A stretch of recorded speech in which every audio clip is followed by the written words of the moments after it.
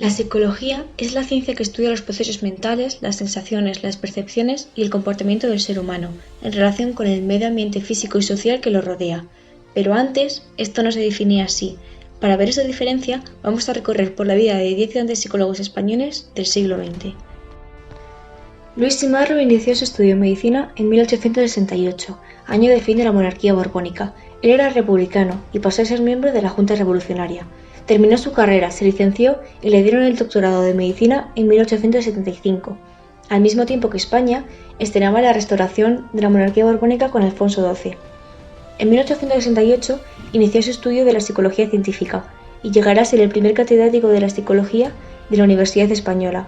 En 1876 fundó, con otros, la Institución Libre de Enseñanza, que intentaba atraer interés a la nueva ciencia de la psicología como instrumento a la reforma de la educación. Deseoso de aprender más, va a París en 1880, donde se quedará 5 años trabajando con nuevos conceptos del sistema nervioso y de la psiquiatría. En 1885 muere Alfonso XII y Luis Simarro vuelve a Madrid, donde adquiere un gran peso social, lo que le llevará a participar en el examen forense realizado al primer obispo de Madrid, Martínez Izquierdo, que fue asesinado en 1886. También en 1887 tuvo un breve encuentro con Cajal, donde le enseñó su laboratorio y las técnicas que utilizaba, como el método de Golgi y el predecesor del método del nitrato de plata. En estos experimentos se inspiró Cajal y le hicieron ganar el premio Nobel. En 1993 crearon un laboratorio antropométrico en el Museo Pedagógico Nacional, donde hará unos estudios sobre la fatiga escolar. Simarro obtiene una cátedra recién creada de la psicología experimental en la Facultad de Ciencias de la Universidad de Madrid. También desempeñó cargos en la masonería, en los que llegará a ser el gran maestre del gran maestre español. Se vio envuelto también en el procesamiento del anarquista Francisco Ferrer y Guardia, un pedagogo, que fue condenado como responsable de los sucesos de la Semana Trágica de Barcelona de 1909.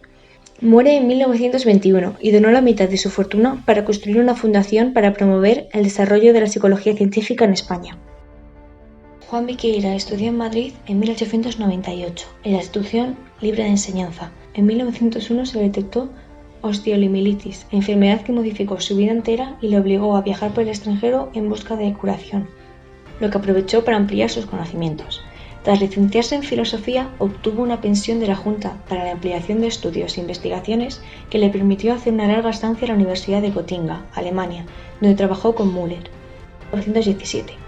En este año obtuvo la cátedra de la Filosofía de Enseñanza Media y publicó una introducción a la psicología pedagógica. Su obra más representativa es la Psicología Contemporánea, donde representa una amplia panorámica de la psicología contemporánea a partir de la obra de Wundt. En sus páginas hay síntesis de la psicología española, en particular de Giner y de Luis Simarro, cuyas enseñanzas había conocido de primera mano.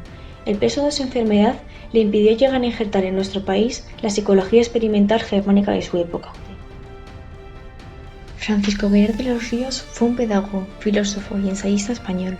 Llegó a Madrid para realizar sus estudios de doctorado, donde entró en contacto con la filosofía gnóstica alemana. No cumplió las normas de la universidad de aquella época, donde se impedían las críticas a la religión católica o a la monarquía, y esto hizo que fuera expulsado un par de veces. Tras su segunda expulsión de la universidad, creció su convicción de que para transformar esta realidad había que hacerlo mediante la educación, por lo que, en 1876, funda la Institución Libre de Enseñanza junto a varias personas más. También impulsó proyectos complementarios como el Museo Pedagógico Nacional, la Junta para la Ampliación de Estudios, la Residencia de Estudiantes o las colonias escolares, y también proyectos que se materializarán años después de su muerte. En su planteamiento de la universidad ideal para Francisco Giner, propuso que fuera no solo una corporación de estudiantes y sabios, sino una potencia ética de la vida. Tras la Guerra Civil Española, la obra de Giner fue condenada por el régimen de Franco por considerarse que su obra educativa introducía el liberalismo condenado por la Iglesia. Parte de la enseñanza y el legado de Francisco Giner de los Ríos se recuperará a partir de 1982.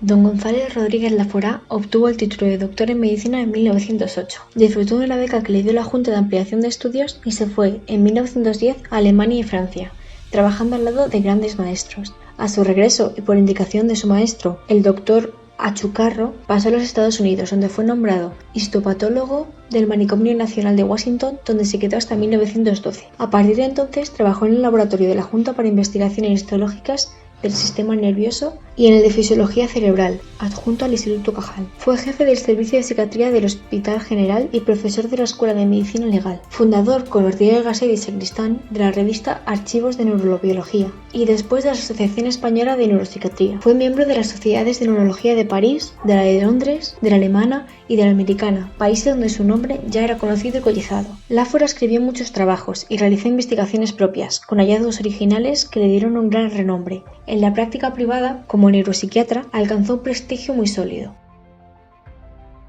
José Germain estudió medicina en la Universidad de Madrid. El primer contacto con la psicología es en el cursado en Madrid por el psiquiatra y psicólogo alemán Theodor Zienen en 1922. En 1923, tras obtener el doctorado, pasa a vivir temporalmente en Ginebra, Berlín y París. Regresa a Madrid, donde ejerció como médico. Por la misma época, se hizo cargo de la consulta de neurología del Instituto de Recaudación Profesional de Inválidos del Trabajo.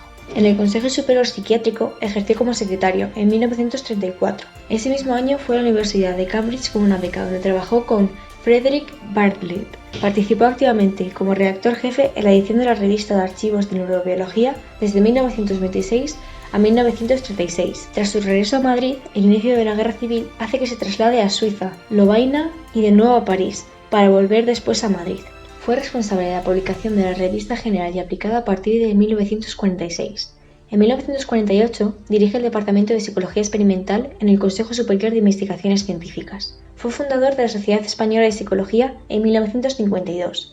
En 1953 participa en la creación, como vicerrector, de la Escuela de Psicología y Psicotécnica de la Universidad de Madrid. Estuvo vinculado al Instituto Nacional de la Psicología Aplicada y Psicotécnica como director y ejerció como presidente de la Asociación Internacional de Orientación y Selección Profesional.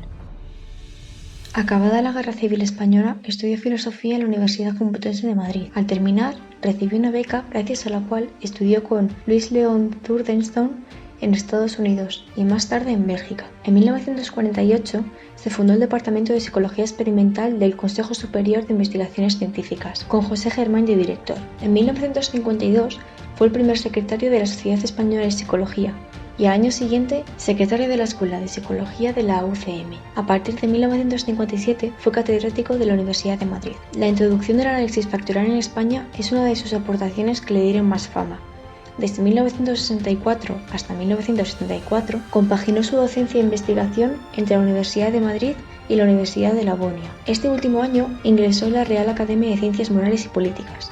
Desde 1997, el seminario del Departamento de Metodología de las Ciencias del Comportamiento de la UCM pasa a denominarse Seminario Mariano Yela y desde 1998 el Salón de Actos Grande de la Facultad de Psicología de la UCM pasa a denominarse Salón de Actos Mariano Yela.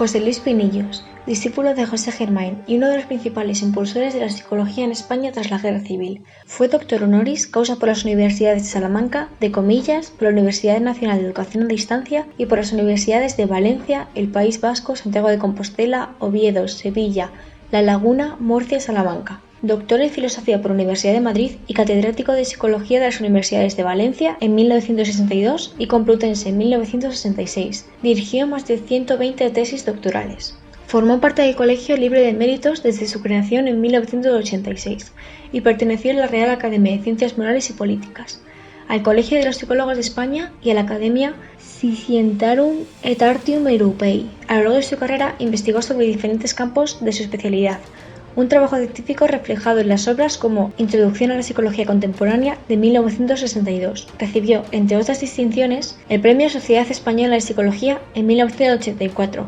la Medalla de Oro de la Universidad de Salamanca en 1985, el Premio Príncipe de Asturias de Ciencias Sociales en 1986, etc. Manuel Úbeda ha sido uno de los maestros de la actual generación de psicólogos españoles. Licenciado en Medicina por la Universidad de Madrid, pronto orientó sus intereses hacia la coordinación de las aproximaciones neurofisiológica y psicológica al comportamiento humano. Mantuvo un provechoso contacto con el grupo dirigido por José Germain en el Centro Superior de Investigaciones Científicas. Promovió la creación de la Escuela de Psicología y Psicotécnica de la Universidad de Madrid e impulsó los estudios psicológicos en la Universidad Autónoma de esta ciudad.